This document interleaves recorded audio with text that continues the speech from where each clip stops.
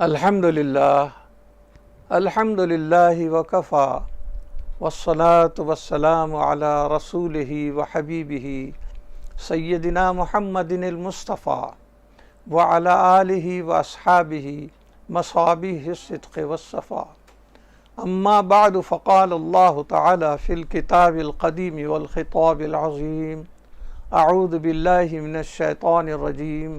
بسم اللہ الرحمن الرحیم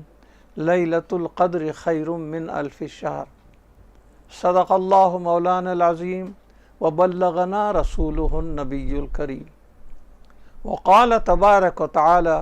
فی شان عظمت حبیبہ ورسولہ ان اللہ وملائکتہ یصلون علی النبی یا ایہا الذین آمنوا صلوا علیہ وسلموا تسلیما اللہم صل علی سیدنا محمد وعلی آل سیدنا محمد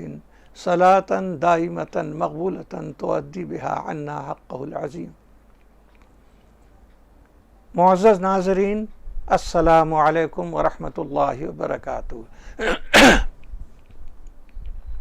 الحمدللہ رمضان المبارک کے 2 دہے گزر چکے ہیں۔ اب ہم اس کے آخری دہے اور عشرے میں داخل ہو چکے ہیں۔ اس عشرے کو حضور صلی اللہ علیہ وسلم نے بڑی اہمیت دی ہے، اس کی فضیلت بیان فرمائی ہے، کیونکہ اس میں رحمتیں اور اللہ تعالیٰ کی نعمتیں اپنے بام عروج پر پہنچ جاتی ہیں، جیسا کہ ارشاد رسالت میں آپ صلی اللہ علیہ وسلم ہے، اولہ رحمت و اوسطہ نعمت مغفرت، اولہ رحمت و اوسطہ مغفرت و آخرہ عتق من النار۔ یعنی اگر رمضان مبارک کے 3 حصے کیے جائیں، 3 عشروں میں ان کو تقسیم کیا جائے، تو سرکار آقا نامدار صلی اللہ علیہ وسلم ارشاد فرماتے ہیں کہ پہلے عشرے میں رحمت کی بارش ہی بارش ہوتی ہے، دوسرا جب دہا آتا ہے تو مغفرت کی نوازش ہی نوازش ہوتی ہے، اور آخری دہا جب آتا ہے تو اس آخری دہے میں اللہ تعالیٰ ایسے بندوں کو جو اپنے گناہوں کے باعث دوزخ کے مستحق ہو چکے تھے ان کو بھی آزادی عطا فرماتا ہے دوزخ سے، اور جنت انہیں عطا فرماتا ہے۔ اور یہی وہ آخری دہا ہے جس میں اللہ تعالیٰ کی ایک بہت بڑی نعمت امت مصطفیٰ کو عطا کی گئی ہے، جس کو شب قدر کہتے ہیں۔ یوں تو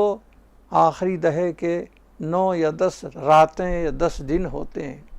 ہر ایک دن اللہ تعالیٰ کا بنایا ہوا، ہر ایک رات اللہ تعالیٰ کی عطا کردہ ہے، لیکن بعض راتوں کو دوسرے راتوں پر فضیلت عطا فرمائی گئی ہے، بعض دنوں کو دوسرے دنوں پر فضیلت عطا کی گئی ہے۔ اسی طرح حضور سرور کائنات صلی اللہ علیہ وسلم کی امت بڑی خوش قسمت ہے کہ پہلے کی امتیں اللہ کی رحمت کی تلاش میں رہتے تھے، لیکن امت مصطفیٰ اتنی خوش نصیب ہے کہ رحمت امت مصطفیٰ کی تلاش میں رہتی ہے، کسی نہ کسی بہانے سے رحمت قریب آتی ہے امت مصطفیٰ کی۔ تو اس آخری عشرے میں جو نعمت عطا کی گئی ہے وہ ایسی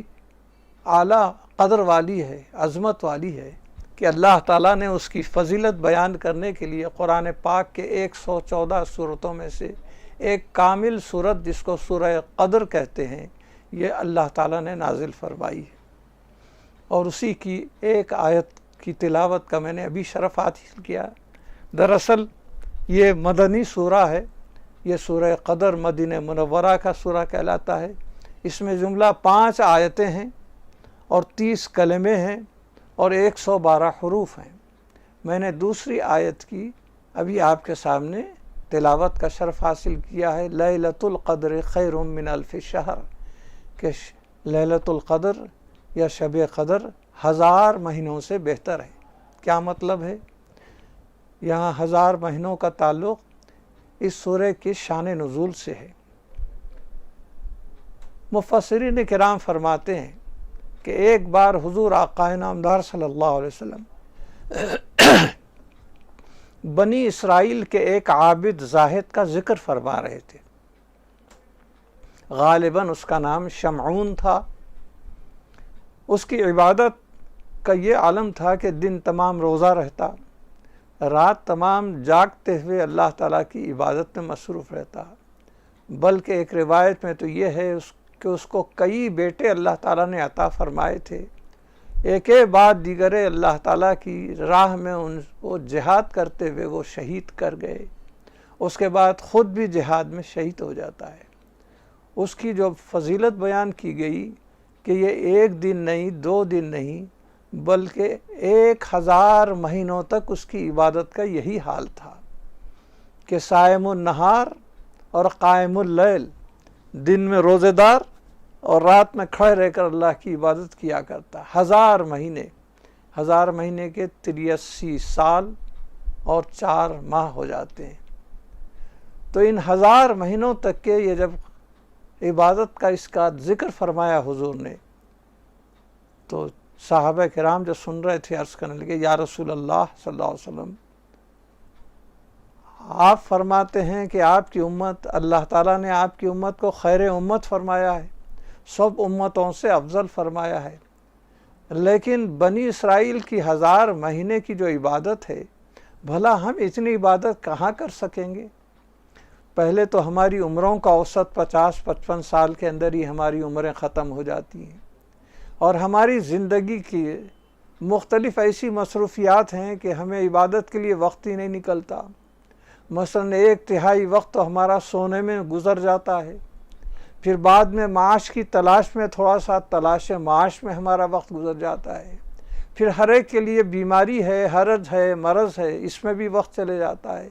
اب ہمارے لیے وقت ہی کہاں بچے گا؟ جو ہم 1000 مہینہ پہلے عمر ہی نہیں ملتی، تو اتنی عبادت ہم کہاں کریں گے؟ تو پھر بنی اسرائیل کے برابر ہمارے آپ کی امت، خیر امت کا درجہ کہاں حاصل ہو سکتا ہے؟ حضور آقا نامدار سرور کائنات صلی اللہ علیہ وسلم ابھی کچھ سوچ ہی رہے تھے، فکر فرما رہے تھے کہ یہ سورہ قدر نازل ہوا، جس میں اللہ تعالیٰ نے سرکار دو عالم صلی اللہ علیہ وسلم کو خوشخبری سنائی، اے ہمارے حبیب، اگرچہ کہ آپ کی امت کی عمریں بہت کم ہیں، 1000 مہینے کی عمریں نہیں ہیں، اور 1000 مہینوں کی عبادت کرنے کی لائق بھی نہیں ہے، ان میں اتنی سکت نہیں ہے، ان کو اتنا وقت نہیں ملتا، لیکن اپنی امت کو آپ خوشخبری سنا دیجئے کہ ایک ہم ایسی رات عطا کر رہے ہیں جو قدر کی رات ہے۔ اگر اس ایک رات کو آپ کی امت والے کوئی بھی اس ایک رات کو جاگ کر عبادت کر لیں، تو اس بنی اسرائیل کے عابد زاہد شمعون کی 1000 مہینے کی عبادت کے ثواب سے بھی زیادہ اس ایک رات کے ثواب، جاگنے کا ثواب عطا کریں گے۔ ماشاءاللہ، کتنی خوش قسمتی ہے خیر امت کی۔ رسول پاک صلی اللہ علیہ وسلم کے صدقے اور طفیل میں اللہ تعالیٰ نے امت مصطفیٰ کو کتنی بڑی عزت عطا فرمائی ہے۔ تو اسی لیے اللہ تعالیٰ کے حبیب صلی اللہ علیہ وسلم سے مخاطب ہو کر رب العالمین نے فرمایا، اِنَّا أَنزَلْنَاهُ فِي لَيْلَةِ الْقَدْرِ، بے شک ہم نے قدر کی رات کو اتارا ہے۔ اس کے بعد اپنے محبوب سے خود دریافت کرتا ہے رب العالمین، اِنَّا أَنزَلْنَاهُ فِي لَيْلَةِ الْقَدْرِ کے بعد ارشاد ہوتا ہے، وَمَا أَدْرَاكَ مَا لَيْلَةُ الْقَدْرِ، اے ہمارے حبیب، یہ لیلۃ القدر کیا ہے آپ جانتے بھی ہیں، اس کا کیا مرتبہ ہے، اس کی عظمت کیا ہے، اس کی فضیلت کیا ہے؟ لیلۃ القدر خیر من الف شہر، کہ 1000 مہینوں تک کی عبادت کرنے سے جتنا ثواب ملتا ہے، یہ شب قدر یا لیلۃ القدر، اس کا ثواب ایک رات کے جاگنے کا ثواب ان 1000 مہینے کی عبادت سے بھی زیادہ ہے۔ تو یہ اشارہ ہے اس بنی اسرائیل کے عابد زاہد کی طرف کہ اس کی جو عبادت ہے 1000 مہینے کی، اس کی عبادت لیل القدر میں جاگ کر لیلۃ القدر کی ایک رات کی عبادت میں جو ثواب ملتا ہے اس کے سامنے وہ ثواب کم ہے۔ تو اس طرح حضور صلی اللہ علیہ وسلم کی امت کو ایک ایسی قدر کی رات عطا فرمائی۔ اب اس کا لفظ قدر جو استعمال کیا گیا ہے، قرآن پاک میں ہی قدر کے 3 معنی آتے ہیں۔ ایک تو قدر کے معنی ہیں قدر و منزلت، عظمت، بزرگی، عزت۔ دوسرے معنی ہے تنگی۔ تیسرا معنی جو استعمال ہوا ہے وہ ہے اندازہ۔ مقدار، یہ تینوں معنی یہاں پر پوری طریقے سے اپلیکیبل ہوتے ہیں۔ مثلا یہ رات قدر والی رات ہے کا مطلب یہ کہ اس رات میں قدر والے فرشتے نے قدر والی کتاب کو قدر والے پیغمبر حضرت محمد مصطفیٰ صلی اللہ علیہ وسلم پر نازل فرمایا۔ اسی وجہ سے قدر کا لفظ بھی اس سورہ قدر میں 3 مرتبہ آیا ہے۔ یہی نہیں بلکہ تنگی کے معنی بھی یہاں پورے اترتے ہیں، کیونکہ حدیث شریف میں ہے کہ جب قدر کی رات آتی ہے تو اللہ تعالیٰ فرشتوں کے لشکر کو آسمان سے زمین پر اتارتا ہے، اور ان کی تعداد کنکریوں سے بھی زیادہ ہوتی ہے۔ بے شمار فرشتے چلے آتے ہیں، اتنے انگنت فرشتے نازل ہوتے ہیں زمین پر کہ زمین کی جو گنجائش ہے، وسعت ہے، وہ تنگ ہو جاتی ہے۔ تو یہاں تنگی کے معنی بھی قدر کے برابر ہیں۔ اور تیسرے معنی ہے قدر کے اندازہ، یعنی کوئی چیز مقرر کرنا، کسی چیز کا اندازہ لگانا۔ چونکہ آج کی رات رب العالمین فرشتوں کو جبرائیل علیہ السلام، حضرت اسرافیل علیہ السلام، میکائیل علیہ السلام، عزرائیل علیہ السلام، ان کو طلب فرماتا ہے، اور ان کو آئندہ سال کے شب قدر تک جو 1 سال کا عرصہ ہے،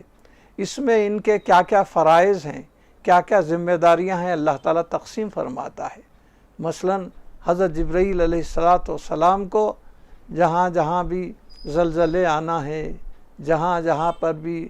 آندھی طوفان ہونے ہیں، سیلاب آنے ہیں، اس کے احکام اللہ تعالیٰ عطا فرماتا ہے، پروگرام دیتا ہے۔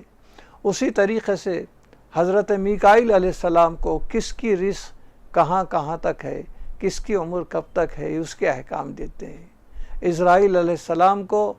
کون شخص زندہ رہنے والا ہے، کون سی تاریخ تک کہ اس کی حیات اور زندگی باقی ہے، اس کی پوری تفصیل اللہ تعالیٰ پروگرام کی شکل پر دیتے ہیں۔ تو دیکھا آپ نے کہ قدر کے 3 معنی ہیں، ایک تو عزت عظمت کے، دوسرے تنگی کے، اور تیسرے اندازے کے۔ ان تینوں معنوں کا یہاں اطلاق پوری طریقے سے اترتا ہے۔ تو اللہ تعالیٰ اس رات میں جیسے ہی شام ہوتی ہے تو رب العالمین اس رات میں آسمان دنیا پر نزول اجلال فرماتا ہے، اور اس کے ساتھ پکارتا ہے رب العالمین بندوں کی ایک ایک حاجت کا نام لے کے۔ ہے کوئی آج مغفرت طلب کرنے والا تو میں اس کو مغفرت عطا کروں، ہے آج کوئی رزق مانگنے والا بندہ تو میں آج اس کو رزق عطا کرتا ہوں۔ اسی طرح ایک ایک حاجت انسان کی لے کر اللہ تعالیٰ پکارتا ہے۔ عجیب اتفاق ہے کہ عام طور پر مانگنے کے بعد دینے والا دیتا ہے، لیکن خود دینے والا مانگ رہا ہے، دینے والا خود مانگنے والے سے مخاطب ہو کر دینے کا اعلان فرما رہا ہے۔ تو ایسی صورت میں مانگنے والا کتنا خوش قسمت ہے کہ رب العالمین خود دینے کے لیے ایسا اتر آیا ہے آج کی رات کہ شام سے لے کر صبح فجر تک کے پوری رات تک اللہ تعالیٰ نزول اجلال فرما کر یہی صدائیں، یہی ندائیں دیتا ہے، اور بندوں کو رجوع ہونے اور دعائیں کرنے کی طرف راغب فرماتا ہے۔ یہی نہیں بلکہ اس رات کو جو عزت عطا کی گئی ہے، دراصل یہ رمضان مبارک میں یہ قرآن پاک کے اترنے کی وجہ سے یہ عزت عطا کی گئی ہے، کیونکہ ایک جگہ اللہ تعالیٰ نے سورہ بقرہ میں فرمایا شہر رمضان الذی انزل فیہ القرآن، کہ رمضان کا وہ مہینہ ہے جس میں قرآن نازل ہوا، اور یہاں انا انزلناہ فی لیلۃ القدر میں ہم نے اس کو قدر کی رات میں اتارا۔ یہ ہو کی جو ضمیر ہے، جو پروناؤن ہے، یہ بھی قرآن کی طرف اس کی نسبت ہے کہ ہم نے قرآن کو بھی قدر کی رات میں اتارا۔ تو دیکھا آپ نے قرآن رمضان میں اتارا، قرآن ہی قدر کی رات میں اتارا، تو دونوں کو ملانے سے پتہ چلا کہ لیلۃ القدر رمضان کے مہینے میں ہی واقع ہوتی ہے۔ چنانچہ حدیث شریف بھی ہے کہ رسول مقبول صلی اللہ علیہ وسلم نے ایک مرتبہ جب رمضان آنے سے پیشتر جو حدیث ارشاد فرمائی، اس کے اندر نہ صرف خوشخبریاں دیں بلکہ جو مہینہ سایہ افغن ہو رہا ہے اس کی جو برکات ہیں وہ بیان فرمائی۔ اس کے ساتھ یہ بھی فرمایا کہ ایک ایسی رات آنے والی ہے جو 1000 مہینے کی عبادت سے زیادہ ثواب رکھتی ہے۔ یہ اشارہ لیلۃ القدر کی ہی طرف تھا۔ اللہ تعالیٰ نے اس رات کو ایسا معظم، ایسا مقدس بنایا ہے، ایسی مقدس رات ہے کہ اس رات میں نہ صرف یہ کہ تمام فرشتے اترتے ہیں، بلکہ حضرت جبریل علیہ السلام جو سید الملائکہ ہیں وہ بھی اس رات اترتے ہیں۔ چنانچہ حدیث شریف میں بھی ہے اور خود اس کے سورہ کے اندر بھی ہے، لیلۃ القدر خیر من الف شہر کے بعد سورہ قدر میں ہے تنزل الملائکۃ والروح، کہ اس رات میں ملائکہ کے معنی ہیں فرشتے، اور روح یہ نازل ہوتے ہیں۔ تو میں تو ابھی فرشتوں کے بارے میں عرض کیا کہ کنکریوں کی تعداد سے بھی زیادہ یہ فرشتے جبریل علیہ السلام کے ساتھ اترتے ہیں۔ اور اس کے بعد روح کا جو لفظ ہے، یہ روح کے تفاسیر میں مفسرین مختلف چیزیں فرماتے ہیں۔ ایک چیز تو یہ فرماتے ہیں چونکہ حضرت جبریل علیہ السلام کی عرفیت خود روح الامی یا روح القدس ہے، تو اس کا مطلب یہ ہے کہ حضرت جبریل علیہ السلام اس رات میں اترتے ہیں، فرشتوں کا لشکر لیے ہوئے اترتے ہیں۔ نہ صرف اترتے ہیں بلکہ مسجدوں میں اور گھروں میں جہاں جہاں بھی بندے اور بندیاں، مرد اور عورت عبادت میں مصروف اور مشغول رہتے ہیں، تو یہ اس جگہ پہنچتے ہیں اور اپنے اپنے ہاتھ ملا کر مصافحہ بھی کرتے ہیں۔ اس کا قرآن پاک میں تنزل الملائکۃ والروح ہے، تو حدیث شریف میں یہ ہے کہ جبریل علیہ السلام اور یہ فرشتے ان عبادت کرنے والوں سے ہاتھ میں ہاتھ ملا کر مصافحہ بھی کرتے ہیں۔ اور اس کی ایک علامت بھی بیان کی گئی ہے کہ دل میں رقت پیدا ہو جاتی ہے، آنکھوں سے بے اختیار آنسو اترتے ہیں، جسم پر ایک دم رونگٹے کھڑے ہو جاتے ہیں۔ یہ وہی وقت ہے جب کہ جبریل علیہ السلام اور فرشتے عبادت کرنے والے مردوں اور عورتوں سے مصافحہ کرتے ہیں۔ معلوم یہ ہوا کہ جبریل علیہ السلام تو سرکار کے دنیا سے پردہ فرمانے سے تک وہ دنیا میں آتے تھے اور وہی پہنچایا کرتے تھے۔ اب اس کے بعد سرکار دو عالم صلی اللہ علیہ وسلم کے بعد چونکہ کوئی نبی آنے والے نہیں ہے، لیکن اس لیے جبریل علیہ السلام کا وہی لا کر پہنچانے کا فریضہ بھی ختم ہو گیا۔ لیکن شب قدر ایسی پیاری رات ہے کہ اس رات پھر جبریل علیہ السلام کو اللہ تعالیٰ بھیجتا ہے، زمین پر آسمان سے لشکر ملائکہ کو لے کر جبریل علیہ السلام آتے ہیں اور معائنہ کرنے کے لیے کہ امت مصطفیٰ کے جو مرد اور عورت ہیں کس طرح عبادت کر رہے ہیں۔ یہ تنزل الملائکۃ والروح کی تفسیر ایک بیان کی گئی۔ دوسری روح کی ایک تفسیر یہ بیان کی گئی ہے کہ فرشتوں کا ایک گروہ ہے، ایک جماعت ہے۔ جیسے دنیا میں فوج کے لوگ ہوتے ہیں، پولیس کے لوگ ہوتے ہیں، مختلف قسم کے ان کے فرائض ہوتے ہیں۔ مثلا پولیس میں لکھیے بعض لوگ لا اینڈ آرڈر کے واسطے، انتظام کے واسطے، ٹریفک کے واسطے مقرر ہیں۔ بعض لوگ ایسے دستے ہوتے ہیں پولیس کے کہ کہیں لڑائی جھگڑے فتنہ و فساد ہو تو وہاں پر پہنچ کر امن قائم کرتے ہیں۔ کہیں تو بڑے بڑے آفیسروں کی خدمت میں موجود رہتے ہیں۔ ایسے مختلف فرائض ہوتے ہیں۔ ویسے ہی اللہ تعالیٰ کے فرشتوں کے بھی مختلف فرائض ہیں۔ ان میں سے ایک دستہ ایسا ہوتا ہے فرشتوں کا جو صرف شب قدر میں اترتا ہے اور کبھی نہیں اترتا، تو یہاں روح سے مراد وہ فرشتوں کا دستہ بھی مراد ہے۔ ایک تفسیر میں فرمایا گیا ہے کہ یہاں پر روح سے مراد ایک ایسا فرشتہ ہے جو بڑا لہیم شہیم، بڑا موٹا تازہ، اور ایسا کہ اس کا سر عرش معلیٰ کو لگا ہوا، اس کے پاؤں زمین کی آخری سطح پر لگے ہوئے ہیں، اور وہ عجیب جسمانیت اور ہیئت قضائی کا بنایا گیا ہے اللہ تعالیٰ کی طرف سے کہ اس کے بدن کے اوپر ایک سر نہیں بلکہ 1000 سر اللہ تعالیٰ نے لگائے ہیں۔ اس طرح کے ایک سر پر اس کے 1000 چہرے اللہ تعالیٰ نے بنائے ہیں۔ دیکھیے کہ خدا تعالیٰ کی قدرت کا عجیب نمونہ ہے کہ ایسا لمبا چوڑا لہیم شہیم فرشتہ، اور اس کے بدن پر پہلے تو سر ہی 1000 ہیں، اور ہر سر کے اوپر جو چہرہ ہوتا ہے، کاؤنٹننس جو فیس ہوتا ہے،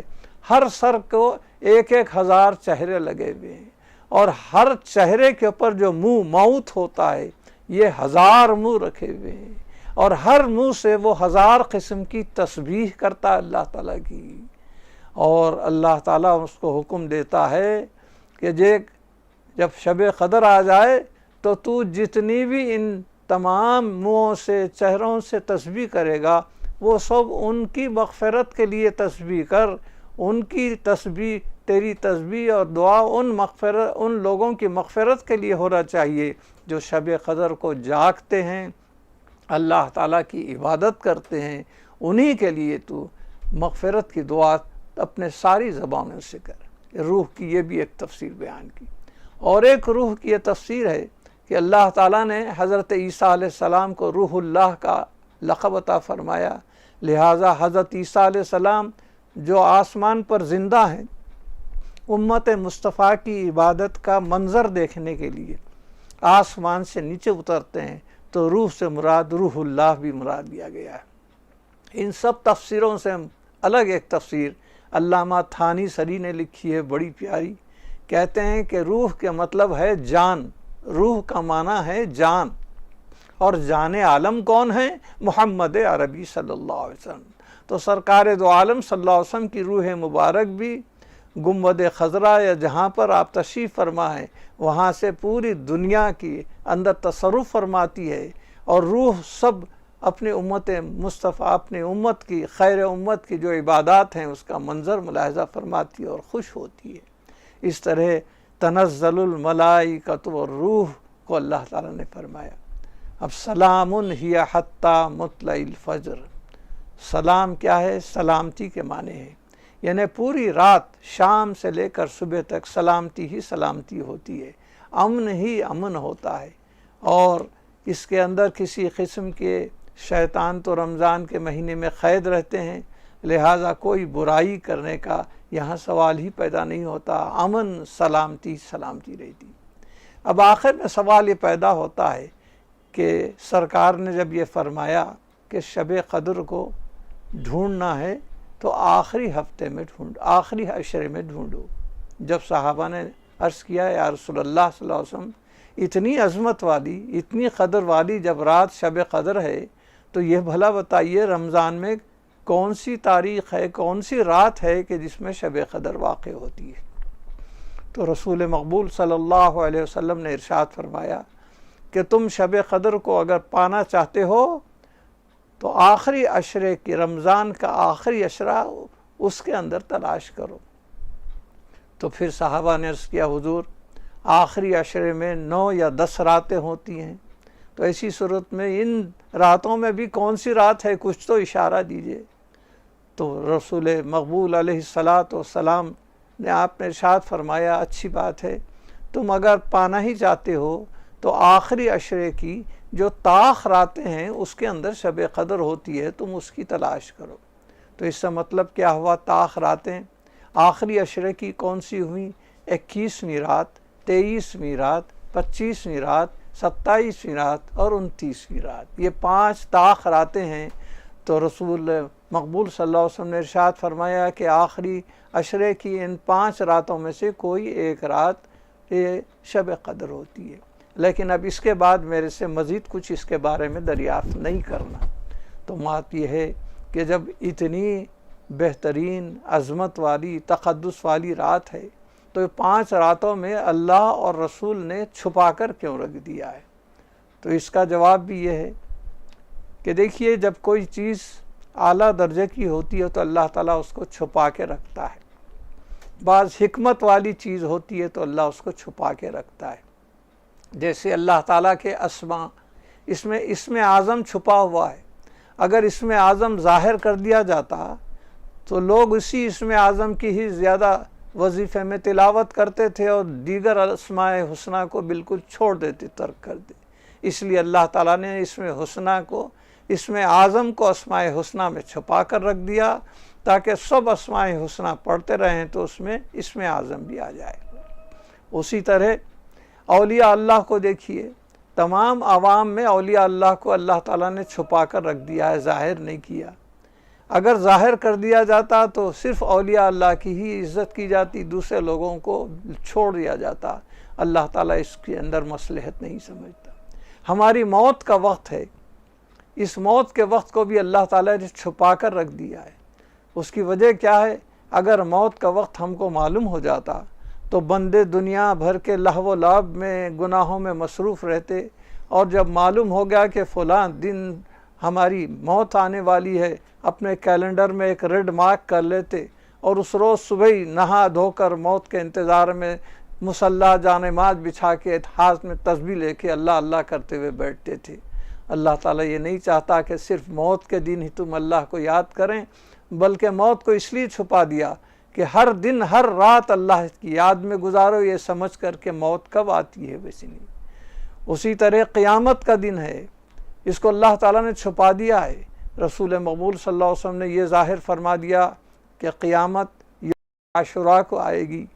یعنی 10ویں محرم کو آئے گی، جمعے کے دن آئے گی، مگر وہ کون سا سال ہے، وہ کون سا برس ہے، اس کو ظاہر نہیں فرمایا گیا، تاکہ ہمیشہ قیامت کے ڈر سے اللہ تعالیٰ کی عبادت کا خیال، رجوع الہی ہونے کا خیال ہو، اور رب العالمین کی بارگاہ میں خشوع و خضوع کے ساتھ رجوع ہونا چاہیے۔ اسی طریقے سے شب قدر کو بھی ان 5 راتوں میں چھپا دیا ہے۔ اس کی حکمت کے لیے بھی علماء نے مختلف اقوال فرمائے ہیں، وہ آپ کے سامنے ہم اختصار کے ساتھ پیش کرتے ہیں۔ بعض حضرات یہ فرماتے ہیں، جیسے شواف حضرات، کہ یہ رات ان 5 راتوں میں دورہ کرتی ہے، کبھی 21ویں ہو جاتی ہے، کبھی 23ویں، کبھی 25ویں، کبھی 27ویں، کبھی 29ویں۔ اسی لیے 5 راتوں میں تلاش کرنے کا حکم دیا کہ کوئی ایک رات اس میں سے نکل جائے گی۔ لیکن بعض حضرات نے یہ کہا کہ یہ رات اکثر 27ویں شب واقع ہوتی ہے، خصوصاً حضرت ابن عباس رضی اللہ تعالیٰ عنہ، بلکہ ابی بن کعب رضی اللہ تعالیٰ عنہ تو قسم کھا کے کہتے ہیں کہ شب قدر 27ویں شب ہوتی ہے۔ اس لیے حنفی حضرات اکثر 27ویں شب کو ہی منایا کرتے ہیں شب قدر، کہ اسی رات ہوتی ہے سمجھتے ہیں، اکثر وہی ہوتی ہے۔ لیکن اس کے ثبوت میں چند دلائل بھی دیتے ہیں بڑے پیارے، جیسے حضرت ابن عباس رضی اللہ عنہ نے فرمایا کہ سورہ قدر میں دیکھو، لیلۃ القدر کا کلمان 3 مرتبہ آیا ہے، اور اس کلمے میں 9 حروف ہیں، لام، یہ لام، تے، الف لام، قاف دال رے، 9 حروف ہیں، 3 مرتبہ استعمال ہوئے ہیں، ریپیٹ ہوئے ہیں، 9 3 9 تیا 27 ہوتے ہیں، تو یہ اشارہ ہے کہ 27ویں شب ہی ہے۔ اسی طرح سورہ قدر میں آپ الفاظ گنیے کلمے، تو کلمے جملہ 30 ہیں، اور اس میں 27واں کلمہ ہیا، جو اشارہ کر رہا ہے شب قدر کی طرف، کہ یہ رات، یہ ہیا کا جو پروناؤن ہے، ضمیر ہے، یہ 27واں کلمہ ہے، یہ بھی اشارہ کر رہا ہے کہ 27ویں رات ہی حضرت ابن عباس رضی اللہ تعالیٰ کے قول کے مطابق اکثر یہ شب قدر 27ویں رات ہی واقع ہوتی ہے۔ اب اس رات کو چھپانے کی ایک حکمت، ایک مصلحت بڑی اچھی ایک عالم نے بیان فرمائی ہے، اس کو بھی ہم بیان کر دیتے ہیں کہ دیکھیے، جب کوئی شخص غلطی کرتا ہے، خطا کرتا ہے، گناہ کرتا ہے، اگر وہ انجانے طور پر کرے، ان انٹینشنلی کرے، قصدن نہیں، عمدن نہیں، بلکہ بھول سے کرے، تو اس کو بھول کی وجہ سے سزا کم دی جاتی ہے، لیکن کوئی عمدن کرے تو اس کو سزا زیادہ دی جاتی ہے۔ اسی طرح فرض کیجئے کہ شب قدر کون سی ہے یہ ظاہر کر دی جاتی، اور کوئی شخص اس رات کوئی گناہ دیکھتے بوجھتے جانتے بوجھتے عمدن کوئی گناہ کر دے، تو اللہ تعالیٰ کے پاس فرشتے اس کو کھڑا کریں گے اور فرمائے گئے رب العالمین یہ بندہ کیا کیا، تو فرشتے کہیں گے یہ جانتا تھا کہ اس روز شب قدر ہے، عمدن جاننے کے باوجود اس نے گناہ کیا ہے رب العالمین، تو ایسے شخص کو حکم ہو جاتا کہ اس کو دوزخ میں لے جاؤ اور جلاتے رکھو، اس کو عذاب میں گرفتار کر دو۔ لیکن اب جب کہ اس کو ظاہر نہیں کیا گیا ہے، اب فرض کیجئے کہ شب قدر تو تھی، مگر معلوم نہیں تھا بندے کو، اور رب العالمین کے سامنے بندے کو فرشتہ لے جا کر کھڑا کرے گا اور کہے گا رب العالمین یہ شب قدر کی رات، جو شب قدر تھی، رات مقدس رات تھی، اس روز اس شخص نے گناہ کیا ہے۔ تو یہ تو صرف فرشتے کو معلوم تھی، لیکن بندے کو نہیں معلوم تھی۔ تو رب العالمین اپنے رحم و کرم سے